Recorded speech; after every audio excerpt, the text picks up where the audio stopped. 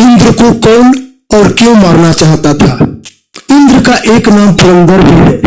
पुरंदर का मुख्य कार्य था कोई भी शहर अगर ज्यादा आबादी वाला हो गया तो वह उसका तुरंत नाश कर देता था। इसके पीछे का मुख्य उद्देश्य था अर्थशास्त्र अर्थात मनुष्य का आर्थिक विकास।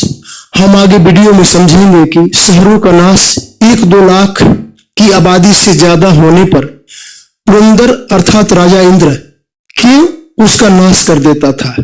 महर्षि कश्यप की पत्नी महर्षि से बार बार कहती थी कि स्वामी, मुझे एक ऐसा पुत्र चाहिए जो राजा इंद्र का वध कर सके, क्योंकि ऋषि पत्नी नहीं चाहती थी कि पुरंदर इस तरह से बार बार शहरों का नाश करता रहे।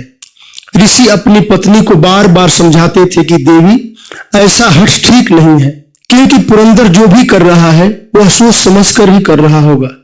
परंतु ऋषि पत्नी का हठ नहीं माना। ऋषि भी पत्नी के बार बार अनुनय विनय करने पर द्रवित हो गए और कहा, ठीक है देवी, तुम जैसा पुत्र चाहती हो वैसा ही होगा, परंतु इसके लिए कुछ जरूरी नियम और इसके लिए आवश्यक आचार विचार का पालन भी तुम्हें करना होगा।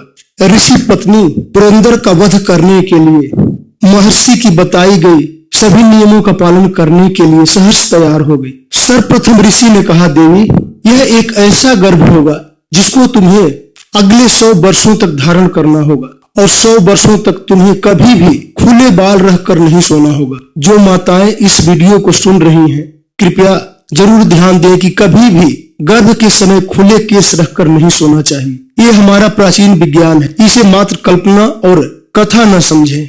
वैसे तो और भी कई प्रकार के नियम हैं, परंतु कोई भी ऐसा कठिन नियम नहीं था। समय बीतता गया, ये बात इंद्र को भी पता चली। वह भी चिंतित हुआ और सोचने लगा कि मैं तो विधि के विधान को सही रूप में संचालित करने के लिए शहरों का नाश कर रहा हूँ, वह भी क्या कर सकता। अब तो ऋषि पत्नी ने गर्भ धारण कर लिया था। इंद्र भी चिंतित था, ऋषि कश्यप भी प्रसन्न नहीं थे।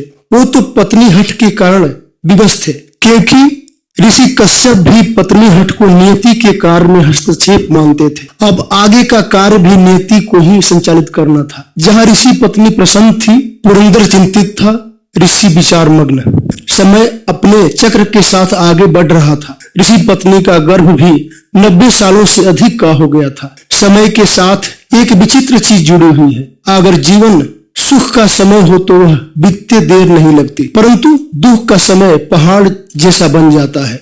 जब ऋषि पत्नी को बालक को जन्म देने में मात्र 1 वर्ष से भी कुछ कम समय रह गया, तभी उनसे एक भयंकर गलती हो गई। कुछ यूं हुआ कि एक दिन संध्या समय ऋषि पत्नी स्नान कर संध्या पूजन करने के पश्चात अपने बिस्तर पर पौड़ी थी। संयोग बस उनकी आंखें बंद हो गई और वह गहरी निंद्रा में सो गई। राजा इंद्र भी बस इसकी ही प्रतीक्षा में था। ऋषि पत्नी को नींद में सोते ही गर्भ धारण किए पिंडों को इंद्र गर्भ में ही 7 टुकड़ों में काट दिया। बच्चे बार बार चित्कार कर रहे थे, मुझे मत मारो, मुझे मत मारो, मुझे मत मारो। इंद्र बोला, मारुत, तुम सब मत रो।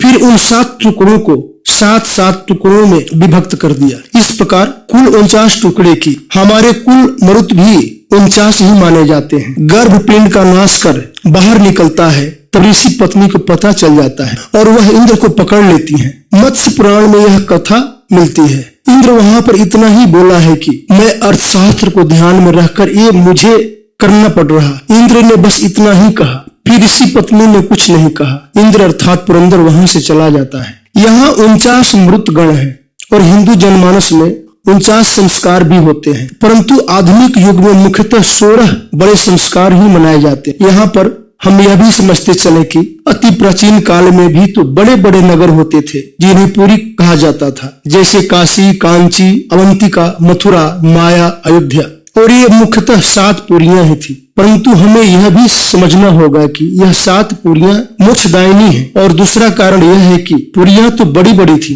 परंतु यहाँ लोग अस्थायी रूप से निवास नहीं करते थे। इन पुरियों में लोग तीर्थाटन, भजन, मोक्ष आदि के लिए आते रहते थे, परंतु अस्थायी निवास कभी नहीं करते। अब हम यहाँ पर यह बात भी समझते हैं कि एक बड़ा शहर कैसे संपूर्ण राष्ट्र को और हमारे अर्थशास्त्र प्रभावित करता है। सबसे पहले हम यह समझते हैं कि चाहे कोई भी शहर कितना भी स्वच्छ, सुंदर और आधुनिक विकास कर ले, चाहे वह कितना भी ऊंचे भवन, चौड़ी सड़कें, बड़ी बड़ी म्यूजियम बना ले, परंतु वह शहर पूर्ण रूप से परजीवी ही रहता है। न उसके पास अपना पानी होता है, अपना अन्न, न स्वयं का कंपनी चलाने के लिए कच्चा सामान, न मजदूर, न अपना अन्न पैदा करने के लिए खेत। वह सब कुछ उसको दूसरा पैदा करके देता है। एक संपूर्ण समाज दोहन करता है। एक शहर एक संपूर्ण गांव और गांव के समाज का दोहन करता है। एक शहर बड़ी से बड़ी नदी को नष्ट भ्रष्ट कर देता है, बड़े से बड़े जंगल का सर्वनाश कर देता है। ऊपर से शहर से निकलने वाले कचरे को शहर के बाहर ऐसी जगह पर डंप किया जाता है जहां से ऐसी बदबू, सड़ांध, घुटन और नाना प्रकार की बीमारियां पैदा होती हैं। आने वाले लोग और आसपास के गांवों के लिए वह कचरा जहर बन जाता है। एक शहर को आबाद करने के लिए बड़े बड़े बांध बनाए जाते हैं। नदियों को रोक दिया जाता है। जहां दूर दराज गांवों को नदियों द्वारा उनके गांव और गांव में रहने वाले पशुओं की प्यास बुझती थी, खेतों की सिंचाई होती थी, आज गांव के गांव सूखे में जी रहे हैं।